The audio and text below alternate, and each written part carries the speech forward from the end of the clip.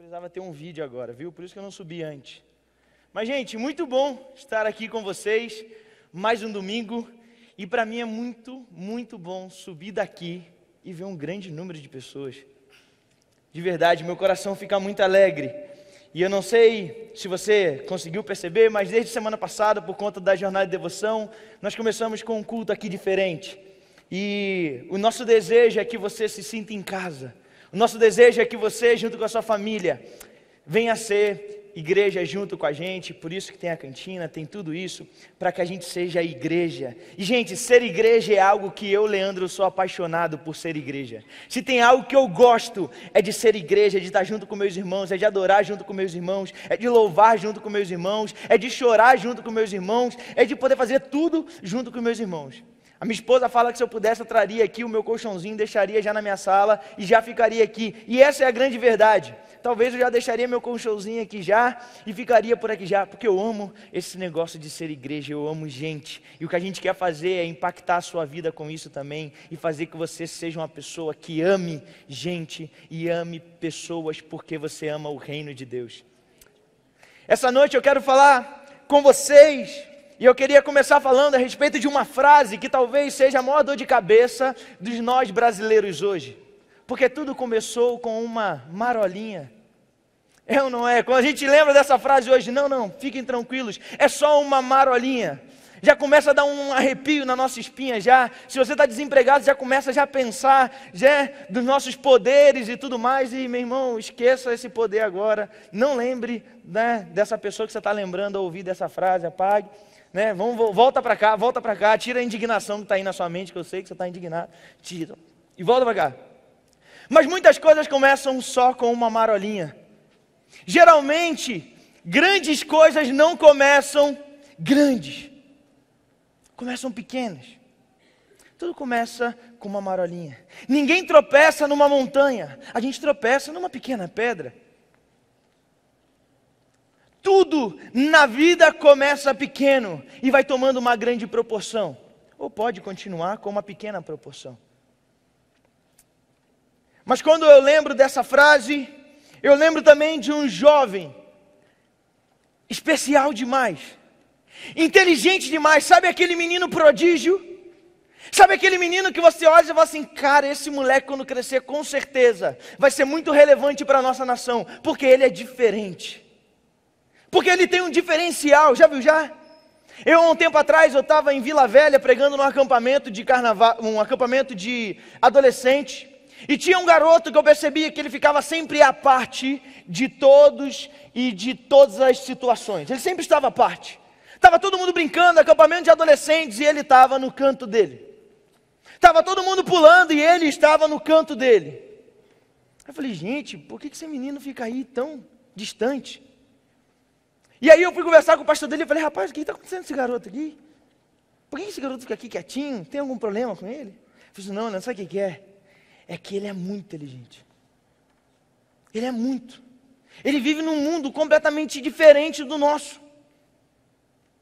Ele estava compartilhando as manias e os costumes que esse garoto tem. Gente, é um garoto tinha acho que 14 anos. Um menino de 14 anos. Ele pegou uma prova dessas aí de uma universidade pública, não sei se for aqui de São Paulo ou do próprio Espírito Santo, 14 anos de idade, ele pegou a prova de vestibular de medicina, e o menino simplesmente errou duas questões, o menino é gênio, o pessoal estava brincando lá, estava num churrasco, se divertindo, daqui a pouco o pastor falou que olhou para o lado, e olhou o menino pegando uma pastilha de tic-tac, jogando pelo ralo, descendo o elevador e vendo quanto tempo aquela pastilha demorava para dissolver e até chegar lá embaixo. Gente, para pensar uma criança dessa, gente.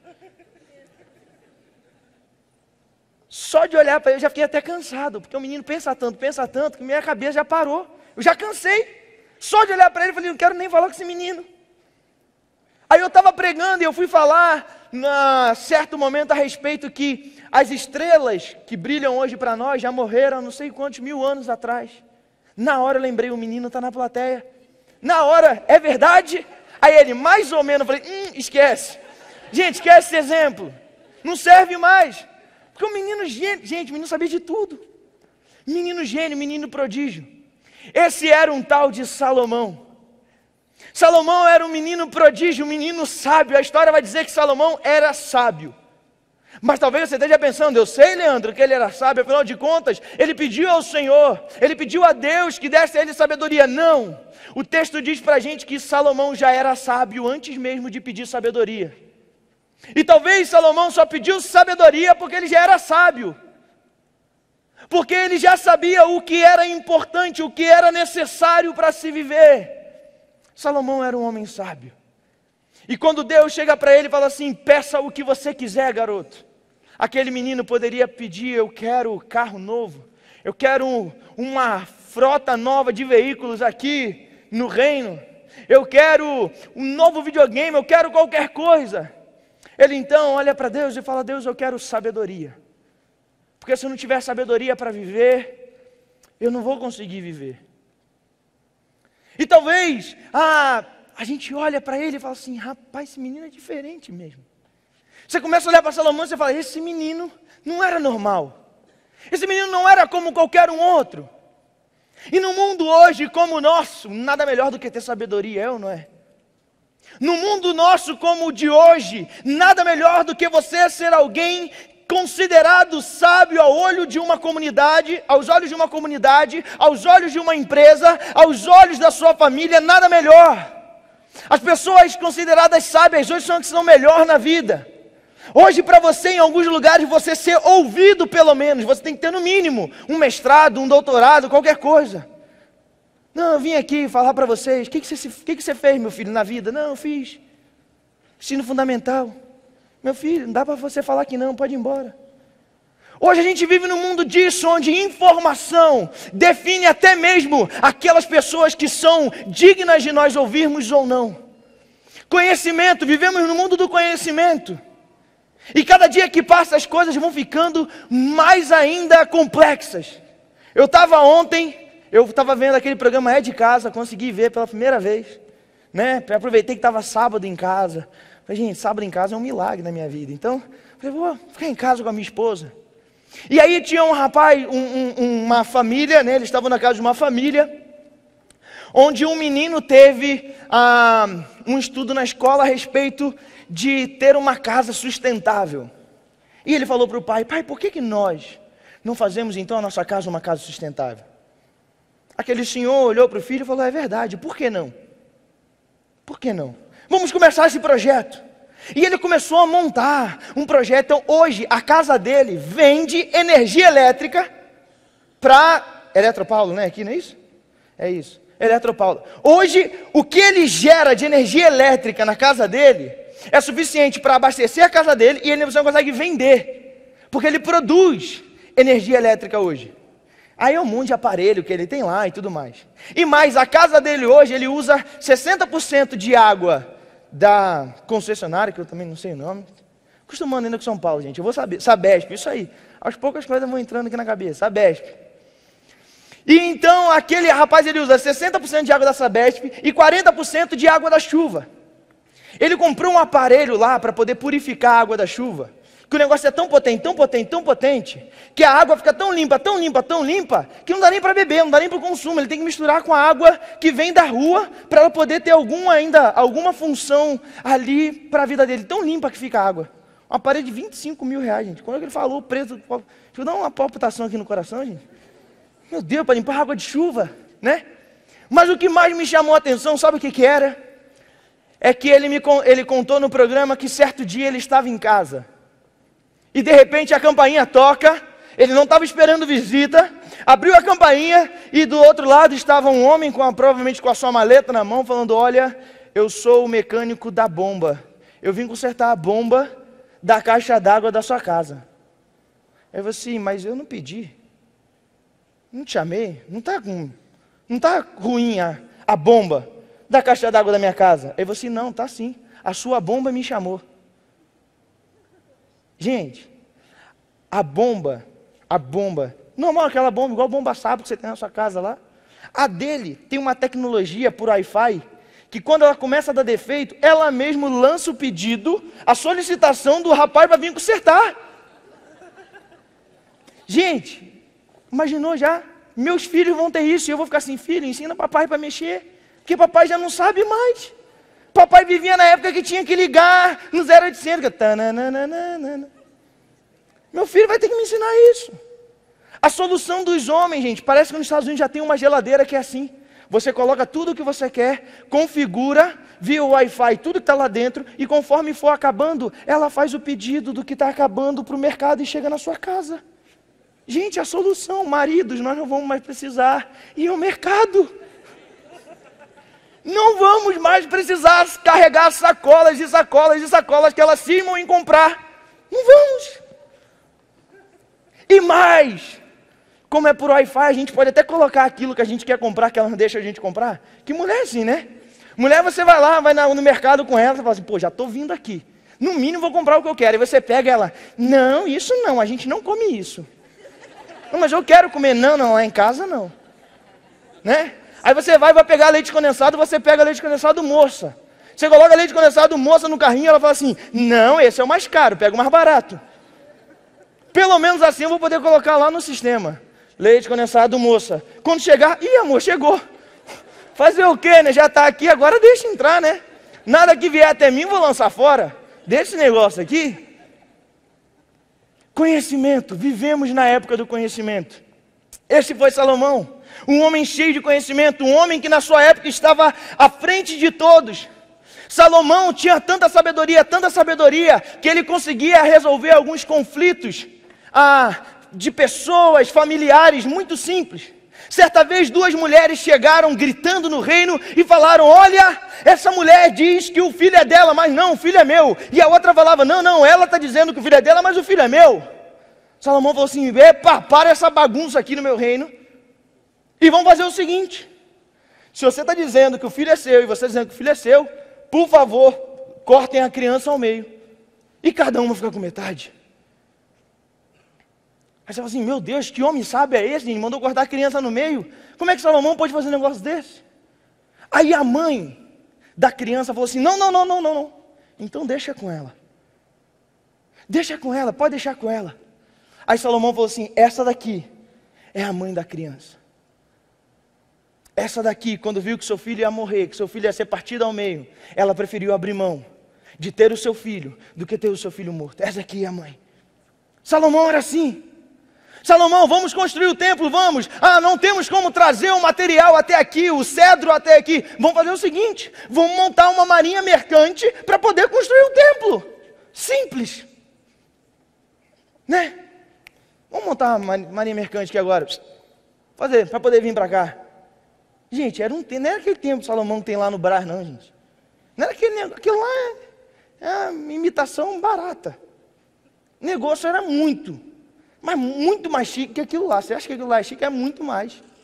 Tinha ouro no negócio. Era vestido com ouro.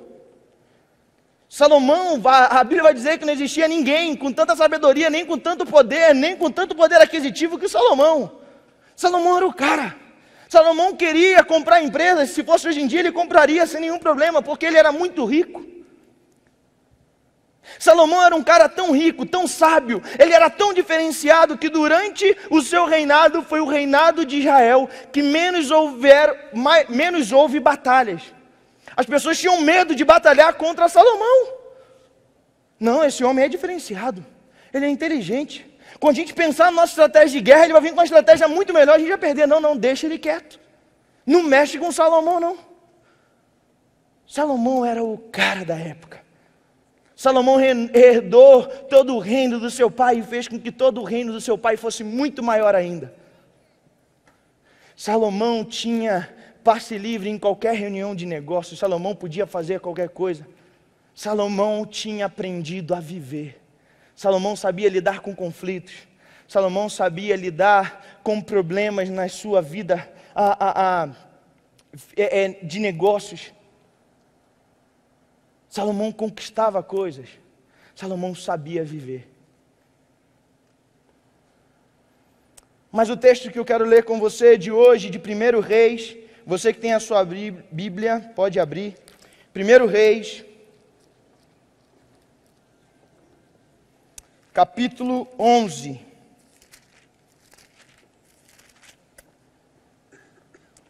Capítulo 11, a gente vai ler um pouquinho da história de Salomão, esse homem sábio, esse homem diferenciado, esse homem que tinha tudo do bom e do melhor, que sabia lidar com os maiores problemas da vida. Salomão, esse homem. 1 Reis, capítulo 11, versículo 4 em diante. Você que não tem a sua Bíblia, você pode sentar ou do lado de um crente, como eu brinco, né, com meus adolescentes. Pode estar do lado de um crente ou acompanha por aqui. A partir do versículo 4.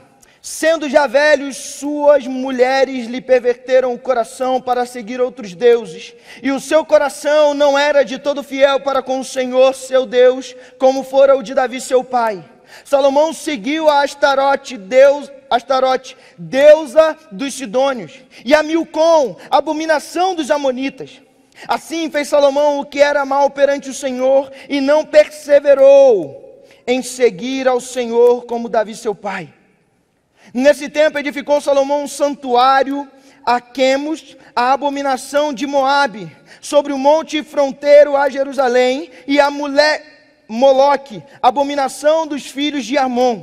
Assim fez com todas as suas mulheres estrangeiras, e as quais queimavam incenso e sacrificavam a seus deuses. Pelo que o Senhor se indignou contra Salomão, pois desviara o seu coração do Senhor, Deus de Israel, que 2 vezes lhe aparecera. E acerca disso lhe tinha ordenado que não seguisse outros deuses. Ele, porém, não aguardou o que o Senhor lhe dera. Por isso, disse o Senhor a Salomão: visto que assim procedeste e não guardaste a minha aliança, nem os meus estatutos que te mandei, tirarei de ti este reino e darei a teu servo. Contudo, não farei nos teus dias, por amor de Davi teu pai, da mão de teu filho o tirarei.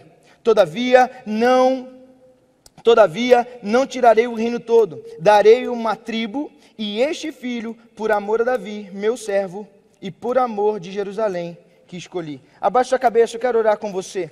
Senhor, muito obrigado pela sua palavra, Senhor. Obrigado porque ela é viva, ela é a sua palavra, ela é a expressão do Senhor para nós. E obrigado porque a sua palavra, ela diz a respeito de quem nós somos, ela diz a respeito daquilo que podemos, ela diz a respeito das nossas limitações, ela diz a respeito, Pai, daquilo que o Senhor é, do que o Senhor pode fazer. Obrigado porque a sua palavra expressa a sua grandeza. E obrigado porque o Senhor deixou ela como prova de amor, para que nós, filhos do Senhor, pudéssemos olhar para ela e encontrar nela verdades do Senhor, a fim de que possamos viver o reino de Deus de maneira plena, direta e tranquila, por meio dela. Por isso, Senhor, eu te peço que em nome de Jesus, o Senhor tenha liberdade para falar aos nossos corações nessa noite, Senhor. Eu te peço que o seu Espírito Santo possa ter liberdade nessa noite, para falar aos nossos corações, para quebrar as nossas barreiras, para purificar as nossas mentes, para poder limpar as nossas almas, Senhor. E que possamos sair daqui, literalmente, lavados pelo seu Espírito, e com a esperança viva de um amanhã. É isso que nós choramos, em nome de Jesus. Amém. O homem então cheio de sabedoria, Salomão, um homem então que hoje com certeza ainda continuaria a ser um homem diferenciado. Mas a história de Salomão é uma história um tanto quanto diferente. Ou talvez é uma história um tanto quanto natural, mas uma história que ninguém quer viver. Salomão era um homem sábio, mas a palavra de Deus diz que esse homem sábio, que o Senhor deu a ele sabedoria, esse homem sábio que construiu o templo para poder Israel adorar, esse homem terminou a sua vida longe de Deus. Como pode isso acontecer? O versículo 4 vai dizer: Salomão na sua velhice. Como pode alguém na sua velhice? O texto fala: Salomão, quando já estava na sua velhice, deixou o seu coração ser levado por suas mulheres. Salomão, o problema de Salomão é que ele acreditou que a sua sabedoria seria o suficiente para mantê-lo apaixonado por Deus. Salomão acreditou nisso. Salomão acreditou que para poder cumprir as promessas de Deus para Israel e para a vida dele era necessário simplesmente ter sabedoria. E isso aqui talvez seja um dos maiores problemas nossos hoje. Nós, por muitas vezes, achamos que para ter um relacionamento com Deus é necessário ter sabedoria, é necessário buscar perfeição. Eu me lembro que quando eu era adolescente, durante muito tempo, eu fui pressionado a viver uma vida perfeita diante de Deus. Não, se você é alguém que ama a Deus, você tem que fazer isso. Você tem que ir no culto todos os dias, e eu ia no culto todos os dias. Não, se você é alguém que ama a Deus, você tem que participar de pequeno grupo. E eu ia lá participar de pequeno grupo. Não, se você é alguém que ama a Deus, entendeu a mensagem do Evangelho, você tem que servir na igreja. E lá ia eu servir na igreja. Não, se você é alguém que ama a Deus, você tem que fazer a sua leitura bíblica todos os dias. E lá estava eu buscando, falando: Deus, eu quero ser perfeito. Eu quero acertar contigo. Eu quero chegar no local onde o Senhor quer que eu chegue. E ficava buscando, e ao mesmo tempo a minha vida parecia que nada ia dando tudo muito certo. Parece que nada ia se encaixando. Quanto mais eu buscava Deus da maneira como eu achava que era, mais ainda eu achava que não dava. Era insuficiente. Até que um dia eu comecei a entender que talvez o que Deus espera de mim, de você, não seja a perfeição, mas seja obediência. Vocês já repararam que Deus nunca chamou ninguém e falou assim: olha, porque você é perfeito, vá. Abraão, porque você é perfeito, vá para a terra que eu vou te mostrar. Josué, porque você é perfeito e não tem medo, vá e conduza meu povo. Moisés, porque você é perfeito, vá e tire o meu povo daqui, do cativeiro, e leve ele para a terra onde eu vou mostrar. O Senhor Jesus nunca. Deus nunca chamou pessoas perfeitas, Ele nunca esperou de nós que fôssemos perfeitos para que Ele pudesse fazer alguma coisa por meio de nós. Mas Ele falou assim: seja obediente. Obediência não tem a ver nada com sabedoria. Obediência tem a ver com humilhação. Sabedoria traz para nós poder, conquista, fama. Obediência traz para nós humilhação. Salomão achou que o que Deus queria dele era a perfeição. Salomão achou que o que Deus queria dele era o seguinte: ora, se Deus me deu o reino de Israel, um reino próspero, tudo que eu faço, tudo que eu coloco a minha mão prospera, logo, o que Deus quer de mim é que eu tenha uma nação próspera. O que Deus quer de mim é que eu faça de tudo para que a nação dele prospere.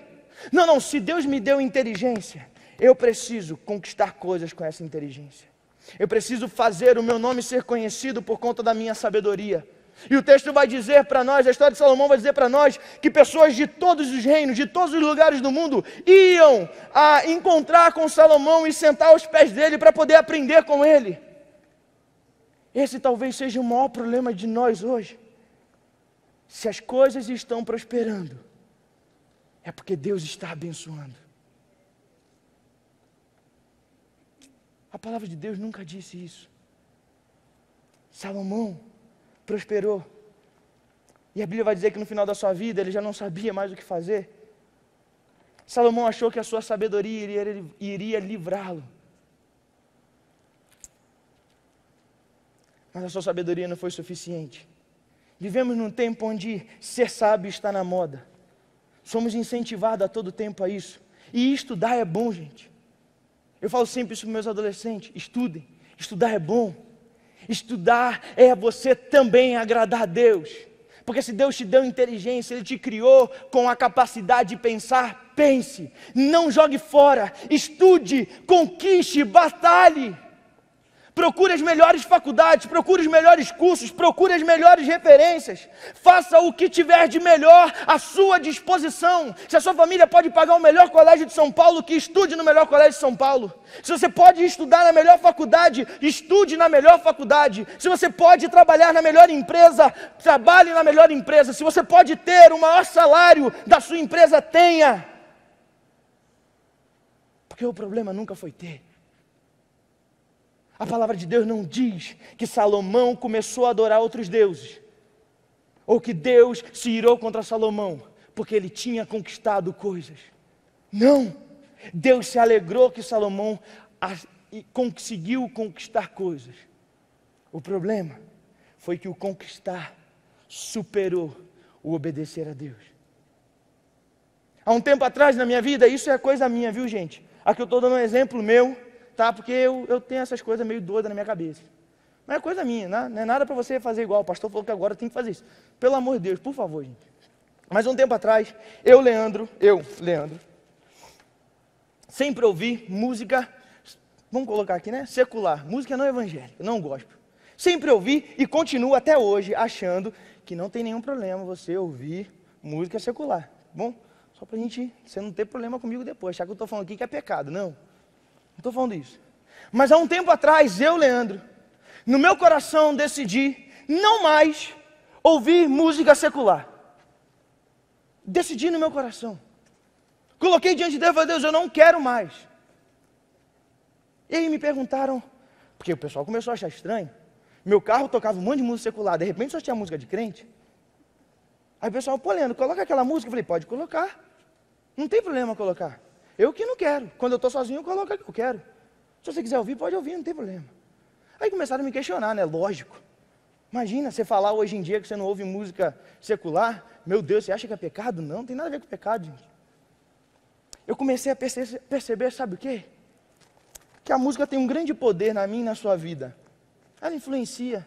Tem muita música boa. Tem muita música boa, inclusive secular. Tem muita música secular que me faz lembrar da criação de Deus de uma forma mais completa que algumas músicas gospel, sei lá. Alguma coisa. Comecei a perceber isso aí. E aí eu comecei a perceber que as músicas tinham influência sobre o determinado momento que eu estava vivendo. Se eu estava com raiva, eu queria ouvir uma música que me fizesse esquecer a raiva. Se eu estava irritado com alguém, se eu não queria perdoar alguém, eu começava a ouvir. E eu comecei a perceber que todas as vezes que eu estava mal, triste, sozinho, o que eu queria era lembrar do amor, da graça, do perdão, da misericórdia, da bênção de Deus e de quem Deus era. Eu comecei a falar assim, rapaz, a música tem um grande poder sobre a minha vida. E chega alguns momentos na nossa vida, quando a gente perde alguém, quando a gente perde o nosso emprego, quando o chão cai, que o que a gente quer não é lembrar que Deus é bom porque criou a natureza. O que eu preciso lembrar é que Ele é Deus e que independente das circunstâncias, Ele continua sendo Deus. Tem horas que saber da criação e do poder de Deus não são suficientes, mas saber quem Deus é suficiente. Aí eu falei, eu não quero mais ouvir. Eu quero lembrar todos os dias, todos os instantes da minha vida, quem Deus é e o poder dele. Eu quero lembrar todos os dias da minha vida que Deus é meu consolo, que Ele é a minha paz. Há umas 2 semanas atrás, no feriado de 7 de setembro, eu fui para minha casa, eu iria pregar sexta-feira em Cabo Frio, sábado eu iria pregar em São Gonçalo e teria uma reunião também. Na sexta-feira, quando eu estava saindo para acampamento, a minha avó, que me criou, começou a passar mal e eu levei ela para o hospital. Levei ela para o hospital, meus pais estavam super tranquilos, porque ela já estava há muito tempo doente e não era a primeira vez que ela tinha tido aquela crise que ela estava tendo. Fui então para o acampamento em paz. Quando cheguei a notícia, minha avó tinha falecido. Foi a última vez que eu pude de alguma forma estar próximo da minha avó, afinal de contas, morando agora em São Paulo, não dá para vê-la toda hora. E aí eu falei, olha mãe, tudo bem, só quero uma coisa, eu quero fazer o sepultamento da minha avó, o culto eu quero eu fazer. Você quer fazer? Quero eu fazer. E aí então estava tudo certo para eu poder fazer o sepultamento no sábado. De repente aconteceu um imprevisto, o pessoal não conseguiu chegar para buscar a minha avó, para levar para outra cidade, e não deu para fazer o sepultamento. Mas fui lá no velório, vi a minha avó, Deu 5 horas da tarde, eu tinha um encontro com pastores. Saí, fui para minha reunião, fui pregar. Vida normal. Aí o pastor ficou sabendo que minha avó tinha falecido. Ligou, olha pastor, você quer ficar em casa? Né? Quer ficar aí com a sua família? Eu falei, eu não. Eu quero ir para aí, pô. Me comprometi contigo. E aí a gente conversando, ele falou assim, rapaz, mas sua avó acabou de falecer, sua avó que te criou, por que você está aqui?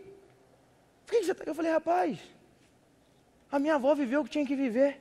A maior lembrança da minha avó que eu tenho é dela lendo a palavra de Deus, dela me incentivando a levar para a igreja. É isso que eu tenho. Minha avó estava na hora de descansar, descansou. Que bom que ela descansou, eu estou alegre que ela descansou, ela estava sofrendo. Faleceu, eu vou fazer o quê?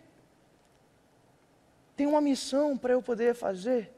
O Senhor Jesus me chamou para ser obediente a Ele e para carregar a minha cruz todos os dias. E talvez hoje a minha cruz seja estar aqui pregando com a minha avó sendo enterrada. Amém. Deus continua sendo bom. Mas a situação parece que não, mas Deus continua sendo bom. Salomão achou que talvez a sabedoria dele humana fosse capaz de livrá-lo de ter um fim trágico. Salomão também achou que talvez a sua sabedoria iria impedi-lo de se tornar um Deus como os deuses que ele adorava. Salomão adorava um Deus vivo. A palavra de Deus vai dizer que Salomão adorava a Deus e Deus amava Salomão. Salomão tinha convívio com Deus, Salomão conversava com Deus, Salomão era alguém com quem Deus se alegrava com a sua vida. Porém, Salomão começou a adorar outros deuses. Salomão começou a colocar outras prioridades. Salomão começou, na verdade, a achar que era dono da sua vida, e ele fazia a sua agenda, e ele colocava as prioridades, e ele preenchia o seu dia a dia. Salomão começou a achar, inclusive, criou um espaço para adorar outros deuses, que não era o Deus vivo. Começou a adorar deuses que não eram aquele Deus que tinha colocado ele como rei de Israel, a fim de que como rei ele glorificasse ao Deus vivo. Salomão achou que isso iria livrá-lo de se tornar como os deuses que ele adorava. Salomão começou a ser alguém que tinha olhos, mas não conseguia mais enxergar o amor e o cuidado de Deus. Salomão começou a ser alguém, começou a ser um Deus que, apesar dos seus olhos carnais, não conseguia mais enxergar com os olhos espirituais. Salomão era alguém que cuidou muito da sua carne e esqueceu do seu espírito. E por isso agora tudo que Deus colocava para ele achava que era muito.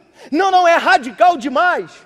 Não, Deus, eu não preciso tanto te adorar assim. Dá para dividir o meu tempo com outras coisas. Afinal de contas, olha o tamanho do reino que eu tenho. Afinal de contas, olha a responsabilidade que eu tenho. Afinal de contas, eu tive que fazer essas alianças aqui para poder conquistar o que eu conquistei hoje para o nosso povo. Salomão começou a ser um Deus que tinha mãos, mas não conseguia mais tocar no Senhor Jesus, no nosso Deus. Ele não conseguia mais. As suas mãos estavam travadas para poder ser bênção onde quer que ele fosse, no que fosse que ele encostasse. As mãos de Salomão estavam atadas. Apesar de ainda tê-las para poder mandar no seu povo, no seu governo, as suas mãos espirituais estavam atadas. Salomão já não conseguia mais estender a mão para ninguém e ajudar ninguém, porque suas mãos estavam atadas. Salomão começou a ser um Deus que tinha a boca e que, ao invés de falar do amor de Deus e da graça de Deus, ele falava dele mesmo. Salomão era um Deus que, apesar da boca, não conseguia mais ter uma fala espiritual. Salomão se tornou Deus como ele mesmo buscou. Quem me conhece sabe que eu sou maluco por esse tal de Deus, por esse tal de Jesus. E eu tenho umas coisas meio doidas assim na minha vida, né? Umas decisões meio doidas. Minha adolescente já me conhece, já sabe que eu sou meio doido por Deus. E eu acho muito bom, quando um cristão, por saber que é cristão e por saber do seu dever, vai para uma avenida paulista e protesta. Eu acho muito bom. Que bom que você vai. Mas eu não consigo entender como esse mesmo cristão, se a gente chamar para poder fazer uma manifestação, porque estão querendo fazer com que nós agora aceitemos abrir mão da nossa fé por conta de escolhas. Isso é fanatismo demais. Eu vou para a rua? Eu vou para a rua? Eu vou para a rua para poder falar de Deus? Não, deixa que Deus faz. Não. A minha boca está muda para falar aquilo que é de Deus, mas para falar pelos meus direitos, minha boca está falando pra caramba. É muito bom quando nós entendemos e fazemos bom uso das nossas inteligências, do nosso poder. Mas o problema é quando o nosso poder já não nos permite mais estender a mão para o irmão do lado que está precisando. E achamos que o mundo gira em torno de nós mesmos. Esse era Salomão. Inclusive, Salomão achou que a sua sabedoria iria livrá-lo de viver a sua velhice longe de Deus. Salomão viveu a sua velhice longe de Deus. O homem abençoado por Deus, o homem que recebeu um presente de Deus, terminou a sua velhice longe, por conta das suas escolhas. Percebam que era só uma marolinha. Percebam que na época de Salomão, você montar o seu harém com 1000 mulheres não era o problema. Inclusive, existiam reis com haréns muito maiores do que o de Salomão. O problema de Salomão não foi montar um harém e ter mais de uma esposa. O problema de Salomão, sabe o que foi? É que ele esqueceu que o que Deus queria dele não era perfeição, mas era obediência. Sabe o que eu acho que falta para a nossa igreja hoje, Brasil? Para a igreja brasileira hoje? Obediência. Temos crentes que pensam, que querem dialogar com o mundo, dialogar com a sociedade, mas que têm sido pouco obedientes ao chamado de Deus. Crentes que estão dispostos a ir, mudar de vida, mudar de cidade, mudar de país, mudar de cultura, porque a empresa proporcionou um salário melhor e uma vida melhor, mas são incapazes de ir ao próximo e oferecer perdão, graça e justiça que somente Deus pode dar.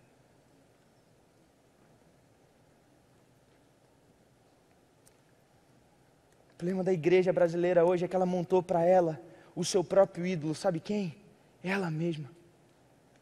Nós sentamos e esperamos alguma coisa que seja agradável ao nosso coração. E esquecemos que o que precisa é que seja agradável ao coração do Pai. Temos buscado vida em tudo quanto é lugar, menos na casa de Deus. Temos buscado entender a vida em todos os lugares, menos na casa de Deus. Sabe por quê? Porque a Bíblia começou a ser insuficiente.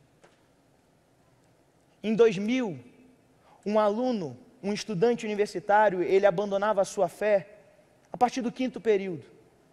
Em 2015, um estudante universitário, ele começa a abandonar a sua fé, sabe quando? A partir do 1º período. Sabe por quê? Porque o conteúdo do mundo talvez seja mais interessante. E os pensadores do mundo tenham muito mais sabedoria que a própria palavra de Deus. Afinal de contas, para que trazer os nossos filhos para a igreja se eles chegaram cansados no sábado à noite? E por que obrigá-los a ir para a escola na segunda de manhã se eles chegaram domingo à noite cansados em casa? São prioridades. O reino de Deus é feito de prioridades. Salomão teve as suas. Nós temos as nossas. Somos frutos das nossas escolhas. O Senhor Jesus Deus não tinha sonhado isso para Salomão. Deus sabe o que Deus sonhou para Salomão? Salomão, se você for obediente, o meu reino, a sua família vai continuar prosperando. Salomão, se você me obedecer, todo o reino vai se alegrar em mim. se você cumpriu o seu papel de como rei, de como sábio da nação, se você me obedecer, todo Israel me obedecerá e eu serei feliz com a sua vida. Salomão, se você perder todo o dinheiro que seu pai conquistou, se você perder todas as terras que seu pai conquistou, mas se você for fiel a mim, a sua família não irá padecer por conta da sua escolha. Deus não pediu para que Salomão prosperasse o reino, mas para que ele fosse obediente.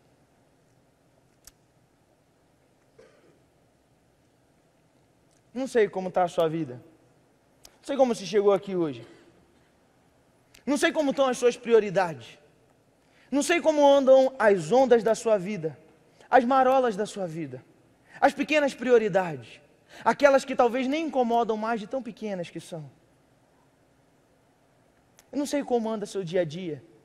Se a sua vida, por morar em São Paulo, é tão agitada, tão corrida, que tem faltado tempo, até mesmo para a sua família. Quem dirá para Deus?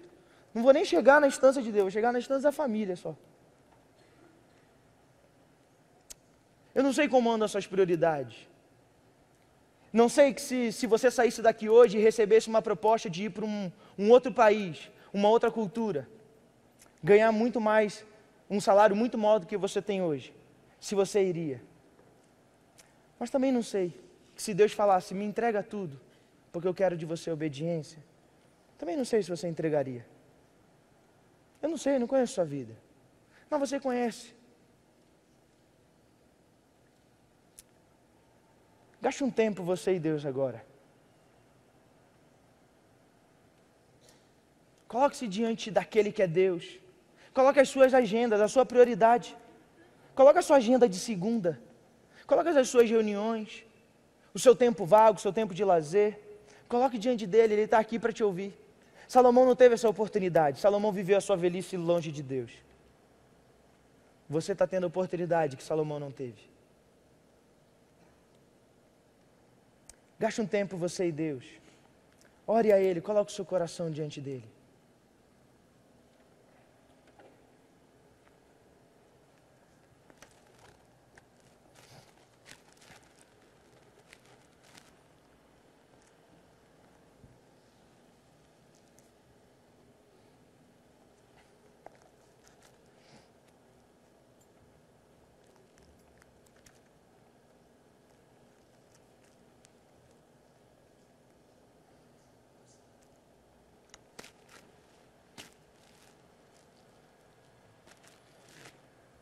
Salomão teve sabedoria de lidar com diversos problemas da sua vida.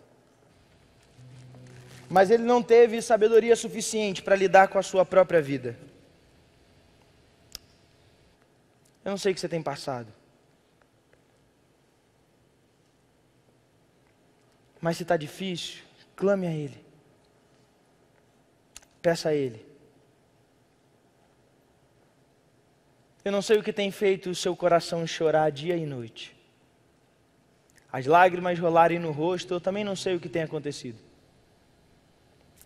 Mas se pedimos sabedoria a Deus, Ele nos dá. Se formos obedientes, receberemos a coroa da justiça.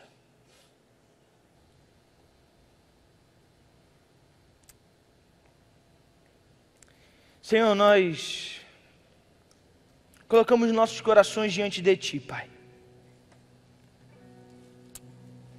Senhor, nós colocamos, ó Deus, as nossas prioridades diante de Ti. Nós colocamos nosso dia a dia, Pai, diante de Ti. Porque reconhecemos que a nossa vida, ela tem o poder de nos afastar do Senhor. As pressões do dia a dia, as cobranças, as exigências, as responsabilidades, elas têm um poder enorme de afastar o nosso coração do Senhor. Pai, Salomão tinha sabedoria para lidar com tudo, com o problema de todos, mas ele não teve sabedoria para lidar com os seus próprios problemas. Faltou sabedoria para Salomão, faltou obediência para Salomão, faltou para ele entender que o Senhor não esperava dele perfeição, mas humildade, que o Senhor não esperava dele exaltação dos homens, mas humilhação na sua presença. Pai, o seu reino é dessa forma. É quando a gente perde que a gente ganha. É quando a gente dá que a gente recebe. É quando a gente enlouquece que nos tornamos sábios. É quando não temos que a sua graça superabunda em nós. É quando damos o último fôlego de vida, é que ganhamos vida. Por isso, Senhor, eu te peço aos meus irmãos que estão aqui nessa noite, junto comigo. Talvez alguns deles, Senhor, com o último fôlego de vida, entraram aqui essa noite sem esperança mais para viver, porque não sabem lidar com as demandas do dia a dia, com as demandas da vida. Chegaram aqui desesperançosos, porque olham para o amanhã e não encontram esperança. Olham para suas famílias e não encontram mais um lar que reflita amor, mas encontram um lar que reflete guerra. Olham para os seus locais de trabalho e não mais veem esperança. Mas Senhor, o Senhor é o nosso Deus, o Senhor é o nosso Pai. Por isso eu te peço, Senhor, que a sua graça, que o seu amor, que o Espírito Santo invada esses corações. Que eles possam sair daqui essa noite completamente livres. Completamente livres desse mundo.